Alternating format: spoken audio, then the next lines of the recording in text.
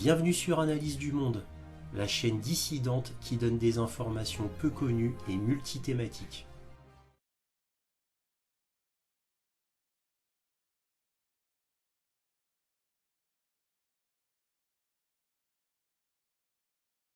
Bonjour à vous, bienvenue sur Analyse du Monde. Comme d'habitude, si cette vidéo vous plaît, un petit pouce, un abonnement, un commentaire. Cela m'aide à être plus visible sur les plateformes, les algorithmes marchant ainsi, et éventuellement un petit don, lien dans la description, cela m'aide à publier régulièrement. Donc merci de votre soutien à Analyse du Monde, qui s'appelle Réinformation sur le monde sur ma chaîne YouTube. Merci encore à tous. Donc là, cette vidéo va être sur les deux milices russes pro-Kiev qui ont commis des actes terroristes en Russie, dans l'oblast de Belgorod. Donc voilà, donc je fais une vidéo pour vous montrer qu'ils ont bien été envoyés par le gouvernement de Kiev. Alors j'ai fait un petit récapitulatif, donc que s'est-il passé dans l'oblast de Belgorod? Pas la ville de Belgorod, mais l'oblast. Un groupe de ressortissants russes anti-Poutine qui sont alignés avec l'armée ukrainienne à revendiquer la responsabilité d'une attaque dans la région russe du sud-ouest de Belgorod qui borde le nord-est de l'Ukraine. Il y avait une dizaine de véhicules blindés de type Humvee, et nous verrons que cela pose problème, et 2 chars ukrainiens, qui montrent que Kiev est bien impliqué. 2 zones de la région ont ensuite été touchées par des véhicules aériens sans pilote, c'est-à-dire des drones, selon le gouverneur régional Vyacheslav Gladkov, provoquant l'incendie de 2 maisons. Un civil du village de Kozinka est mort à la suite des combats transfrontaliers, a déclaré Gladkov mardi. Environ 100 autres personnes ont été évacuées des colonies frontalières russes de Gloktovo et Kozinska dans la région de Belgorod, ont indiqué les autorités locales. Maintenant, qu'ont fait les assaillants? Les assaillants semblaient avoir créé la surprise, prenant apparemment le contrôle d'un poste frontière et donnant au monde des images dramatiques de ressortissants russes prenant activement les armes contre le Kremlin. De la fumée a également été vue s'élevant d'explosions apparentes dans la capitale régionale de Belgorod, où les autorités locales ont confirmé ce qu'elles ont décrit comme 2 frappes de drones. Ça c'est vrai, tout ça c'est vrai. Quels groupes sont concernés? Alors on a la Légion de la Liberté pour la Russie, donc ça c'est leur nom, et un autre groupe qui s'appelle le Corps des volontaires russes. Voilà, c'est ces 2 groupes-là, ces 2 milices-là qui ont fait le coup. Alors ces 2 groupes disent qu'ils continuent de libérer la région de Belgorod. Voilà. Alors à savoir que ces 2 groupes sont ouvertement néo-nazis. Voilà. L'Ukraine nie son implication dans cette attaque, mais le Financial Times avait interrogé un de ses membres, donc un des 2 de la milice, un des membres de la Légion de la Liberté pour la Russie, et un de ses membres avait naturellement dit que c'était Kiev qui finançait et armait son groupe paramilitaire. Donc déjà, trop tard, l'Ukraine était grillée à la base. Voilà, alors ne serait-ce que pour tout l'équipement, les Humvees et les chars ukrainiens. Mais bon, on va regarder quelques chaînes internet très intéressantes, quelques sites internet très intéressants de nos grands médias. Et vous allez voir. Voici une petite carte tout d'abord de l'Ukraine avec Kiev ici, que vous pouvez reconnaître, Kharkov, Belgorod et Grevoron. Belgorod c'est la ville, mais c'est aussi l'oblast. Donc ça c'est la Russie. Donc les 2 milices sont parties d'Ukraine, d'ici, et sont allées jusqu'à Grevoron comme ça, en franchissant la frontière ici. Voilà. Maintenant on va passer au site internet. Alors d'abord France Info, guerre en Ukraine, Kiev dément toute implication dans l'incursion armée à Belgorod. Voilà, donc la Russie a dénoncé lundi 22 mai une incursion armée dans la région russe de Belgorod, réalisée selon Moscou par des combattants venus d'Ukraine. La journaliste Maris Burgo, en direct de Pokrovsk, en Ukraine, mercredi, explique que Kiev dément toute implication. Voilà. Cela sert clairement les intérêts des Ukrainiens, parce que cela a obligé les Russes à réagir, à attaquer à leur tour, envoyer des soldats sur place. Voilà. Ça, c'est une journaliste de France 2 qui dit, voilà, Kiev dément toute implication, comme on le sait tous.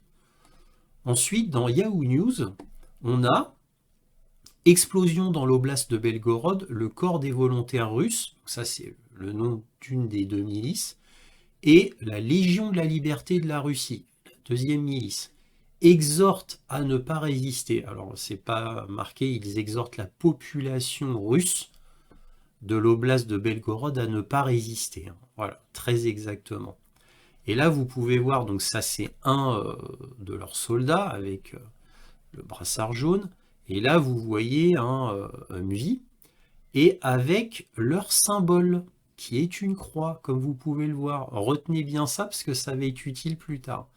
Alors, Yahoo News reprend d'Ukrainska Pravda, bien sûr, qui est devenu un de mes journaux préférés. Vous avez compris. Donc, le corps des volontaires russes, dont les combattants prétendent combattre aux côtés de l'Ukraine, déjà, c'est mort, hein. Déjà, la confession est faite, a déclaré qu'il effectuait des missions de combat sur le territoire de la Fédération de Russie, et l'autre milice, la Légion pour la liberté de la Russie, a appelé les habitants des régions frontalières russes à rester chez eux et à ne pas résister. Voilà. Ça, c'est Ukrainska Pravda. Maintenant, on a toujours Ukrainska Pravda, 3 mai, Oblast de Belgorod, le corps des volontaires russes affirme que son équipement est intact et accuse le ministère russe de la Défense de mentir. Et bah oui, parce que le porte-parole du Kremlin, Dimitri Peskov, a dit qu'il y avait plus de 70 morts dans les deux milices et que leur matériel avait été détruit, leur équipement. Voilà. Alors lui, il dit, le corps des volontaires russes dit, non, non, c'est pas vrai, notre matériel est intact. The Kiev Independent. Voilà. Alors, The Kiev Independent, que dit-il? 4 mai, hein, mais en fait, ça date du 23, très exactement. Le corps des volontaires russes nie que du matériel militaire ait été endommagé et que des combattants aient été tués lors de l'incursion dans l'oblast de Belgorod. Donc là, Ukrainska Pravda, The Kiev Independent, ils insistent. Hein. Franchement, les deux milices n'ont absolument eu aucun dommage, que ça soit matériel ou humain. Tout est parfait. On a Yahoo News qui reprend le New York Times. Le New York Times sur l'oblast de Belgorod. Les unités ont subi des pertes mineures. Pourtant, précédemment, on nous disait non, rien. Ni dommages humains, ni matériel. Hein. Intact. Équipement intact. Les unités ont subi des pertes mineures. Et ça vient du Ukrainska Pravda du 23 mai. Voilà. Alors bon, ils disent quand même, pas un seul combattant ukrainien n'est entré sur le territoire russe lors de l'opération dans l'oblast de Belgorod, et les unités qui ont participé à l'opération ont subi des pertes qui n'ont eu aucun impact sur leur préparation au combat. La source The New York Times, hein, citant un haut responsable ukrainien qui s'est exprimé sous couvert d'anonymat. Donc ils ont subi des pertes. Voilà. Yahoo News reprend New York Times. Tiens, petit changement de narratif.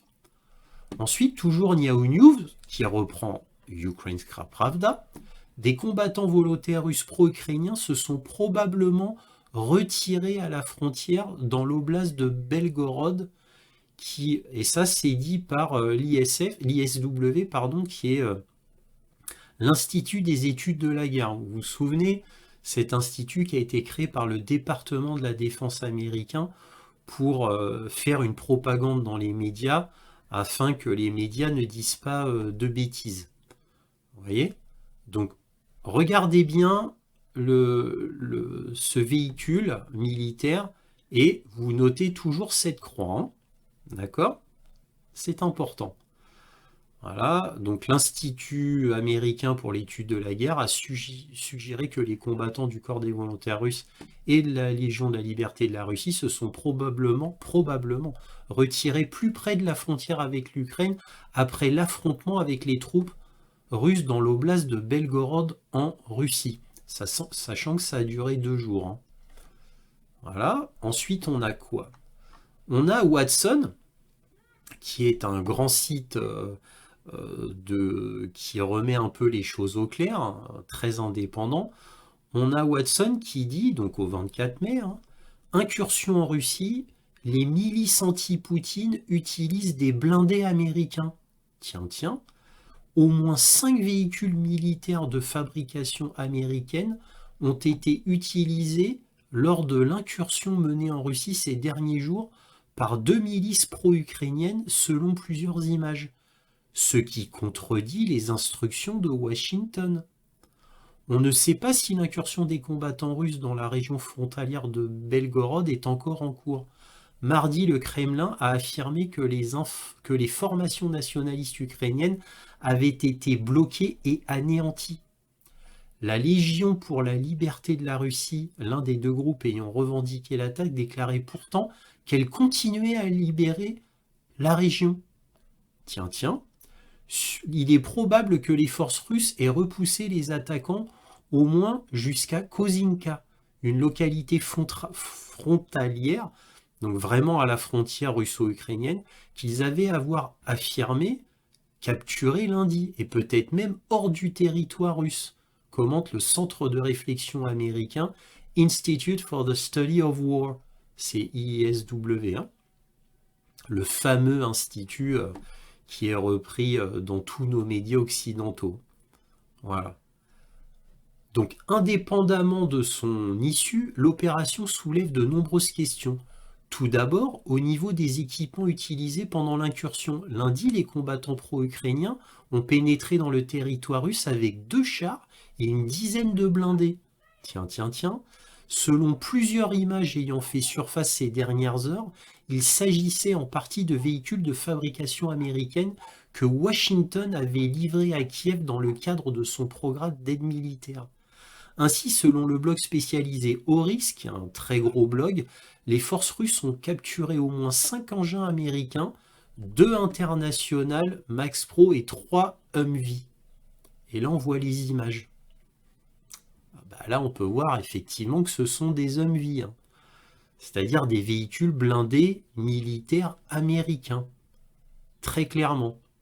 D'ailleurs, c'est marqué, hein, voilà. 2 Humvee américains endommagés et capturés dans la région de Belgorod.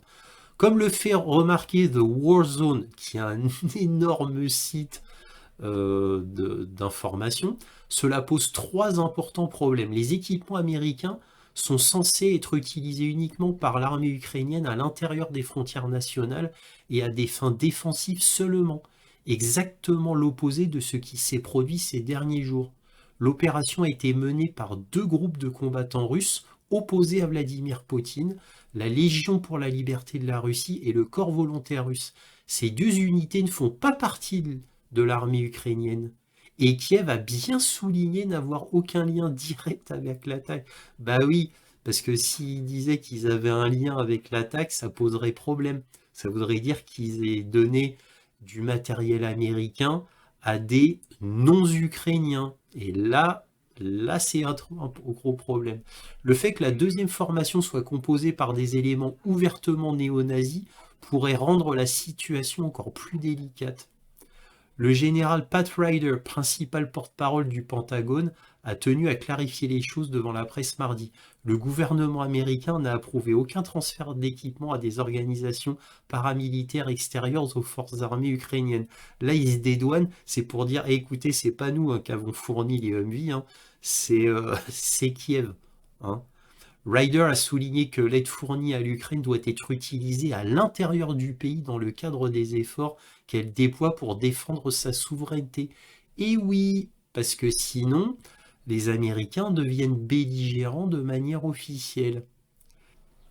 Et là, vous pouvez voir donc ce fameux véhicule blindé. international M1224 Max Pro, vous voyez cette croix typique dont je vous parlais tout à l'heure. Donc là, qu'est-ce qui est dit? Un international Max Pro marqué avec la croix blanche ukrainienne, effacé et remplacé par le Z russe après avoir été capturé. Donc, vous voyez, là c'est dans un hangar, ce qui prouve que, bien sûr, il a été capturé par les Russes. Les Russes, qu'est-ce qu'ils ont fait? Bon, ils ont essayé d'effacer plus ou moins et ils ont mis des Z pour montrer que bah, maintenant c'était à eux. Voilà. Donc le gouvernement ukrainien n'a demandé aucun transfert de ce type, a-t-il ajouté Andriy Tcherniak, porte-parole de la direction du renseignement de la défense de l'Ukraine, GUR, à ne pas confondre avec le GRU russe. Donc a assuré au Financial Times que Kiev n'avait fourni aucun équipement aux milices. Ça c'est important. Voilà comment l'Ukraine se dédouane en disant non, non, non, nous on n'a fourni aucun équipement, hein. Ouais, ouais, donc les milices, hein, on a été dans un magasin, ont acheté des véhicules militaires, véhicules blindés, voilà, militaires sans problème. Ils ont acheté des tanks, aucun problème. Ça, on trouve ça dans n'importe quel magasin. Voilà. Toutes les armes occidentales obtenues par les forces armées ukrainiennes restent sous le contrôle le plus strict, dit Andriy Tcherniak, porte-parole de la direction du renseignement de défense de l'Ukraine. Ah oui, ça on va le croire, hein. Les images indiquent pourtant le contraire. Pat Ryder a affirmé que les autorités américaines allaient surveiller la situation de près, tout en disant qu'ils n'étaient pas en mesure de vérifier leur authenticité dans l'immédiat. Cette prudence peut s'expliquer par le fait que le conflit implique d'énormes opérations de communication de la part de toutes les parties, commande finalement The War Zone. De plus, la présence de véhicules américains en Russie ne ferait que renforcer le récit de Moscou, qui affirme combattre non seulement l'Ukraine, mais aussi l'Amérique et l'OTAN. Voilà. Là ici, dans Yahoo News, on a quoi? Incursion armée en Russie. Moscou affirme avoir éliminé les combattants infiltrés. La plus grande incursion armée en Russie depuis le début du conflit en Ukraine en février 2022 a été stoppée, à en croire les déclarations de Moscou ce mardi. La Russie a affirmé avoir écrasé grâce à son aviation et à son artillerie les combattants infiltrés dans la région de Belgorod depuis lundi. Les formations nationalistes ont été bloquées et écrasées, a affirmé le ministère russe dans un communiqué en référence aux combattants venus d'Ukraine. Les restes des nationalistes ont été repoussés sur le territoire de l'Ukraine où les frappes se sont poursuivies jusqu'à leur élimination totale, a poursuivi le ministère, affirmant avoir tué plus de 70 terroristes ukrainiens. Des bombardements et au moins 12 civils blessés selon le gouverneur. Depuis plusieurs semaines, les incursions en territoire russe dans la région de Belgorod se sont multipliées. L'opération de lundi, qui a mobilisé des véhicules blindés, de l'aviation et l'artillerie, est notable par son ampleur. Les détails restent encore flous car rien n'a été confirmé par des sources indépendantes. Selon le gouverneur de la région de Belgorod, plusieurs localités ont été soumises à de nombreux bombardements et au moins 12 civils ont été blessés. Je rappelle que les deux milices ont fait un mort, un tué civil. L'État russe a décrété un régime antiterroriste lundi pour procéder à des opérations armées et évacuer des civils. Une première depuis le conflit. Donc, je rappelle, il y a une centaine de civils qui ont été évacués. Voilà. Là, j'ai vu, j'ai été sur BBC News, voilà, qui a fait, donc ça date du 23 mai, l'information BBC News. J'ai noté ça. Bon, c'est le blabla qu'on a dit depuis le début. Et ils disent à un moment donné, le porte-parole de M. Poutine, Dmitri Peskov, a déclaré aux agences presse russes que des efforts étaient en cours pour éliminer le groupe de sabotage et a déclaré que son objectif était de détourner l'attention de la ville de Bakhmut dans l'est de l'Ukraine, dont un groupe de mercenaires russes prétend avoir pris le contrôle après des mois de combats intenses et sanglants. Alors pourquoi j'ai noté ça? Bon, parce que Dmitri Peskov, il a raison, bien évidemment. Le coût de cette incursion en Russie par des groupes russes, qui se disent russes tout du moins, ces deux milices qui se disent russes et qui ont pour objectif de renverser Poutine, voire de tuer Poutine, tout ça tombe comme par hasard, comme par enchantement, pile moins de 2 jours après la prise de Bakhmout.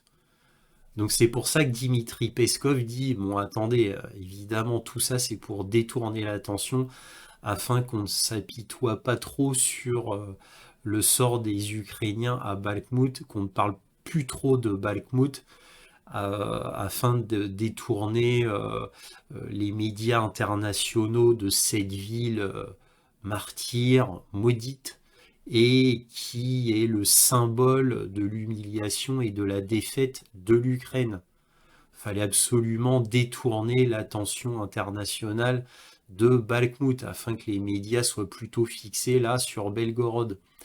Et ça n'a pas marché puisque, comme on a pu le voir, les deux milices qui ont fait leur acte de terrorisme à Belgorod, dans l'oblast de Belgorod, ça a fait la une des journaux très vite, voilà, une petite journée et on n'en parle plus. Pourquoi on n'en parle plus? Parce qu'ils se sont fait complètement écraser et que les tanks ukrainiens ont été pris, que les véhicules blindés ukrainiens ont été pris, comme on a pu le voir dans l'image avec le Z qui a été mis dessus. Donc ces véhicules blindés militaires étaient dans un hangar, ce qui prouve qu'ils ont été capturés. Et n'oubliez pas la croix sur les véhicules blindés qui démontre qu'ils ont bien été capturés et qui démontre donc que les assaillants, les miliciens, ont été détruits ou capturés. Maintenant, Moscou dit qu'ils ont été entièrement anéantis. Voilà. Sachant que, vous voyez, au tout début, on disait le corps des volontaires affirme son équipement est intact et accuse le ministère russe de la Défense de mentir. Vous voyez? Bon, le grand classique. Bon, maintenant, vous allez me revoir. Bon, comme vous pouvez le constater, c'est comme d'habitude, les grands médias occidentaux reprennent telles quelles les affirmations du Ukrainska Pravda et de Kiev Independent, et voilà, ils recrachent ça comme ça dans les médias, sans filtre ni rien.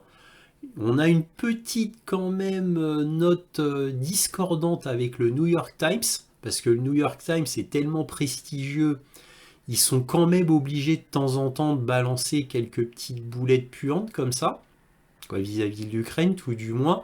N'oubliez pas les fameuses interviews de soldats ukrainiens à Bakhmout qui disaient mais on ne comprend pas pourquoi on est là, pourquoi on ne fait pas de retraite, je ne comprends pas, nous on souffre énormément, Bakhmout sera de toute manière prise, on ne comprend pas. Donc voilà, New York Times est capable de ce genre de choses. C'est pour ça que je suis abonné au New York Times d'ailleurs. Mais même si le New York Times est complètement sous la houlette de la CIA, s'il a été créé pour ça, bien évidemment, bien qu'avant New York Times était beaucoup plus libre, mais faut pas oublier d'où les médias américains sont tirés, les grands médias américains quand même. Hein. À la base de la base, ça vient du département de la Défense. Hein.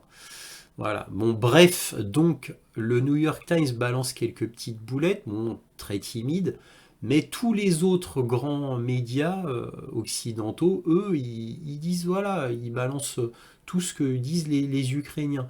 Mais malheureusement, on a des images. Et quand on voit une colonne de véhicules blindés et des chars, évidemment, on ne peut pas se dire que c'est une milice qui a pris sur ses propres deniers pour s'équiper. C'est une évidence que c'est le gouvernement ukrainien. Malgré que ça soit une évidence que c'est l'éléphant au milieu du salon qu'on ne veut pas voir, eh bien, bon, les médias disent oui, c'est les milices qui sont toutes seules, qu'on fait ça tout seul, sachant que les miliciens, les deux milices, sont partis d'Ukraine et qu'ils étaient stationnés au nord-ouest de Kiev. Donc en plus, ils partent d'Ukraine avec tout ça, comme par hasard. Mais non, ce serait que eux.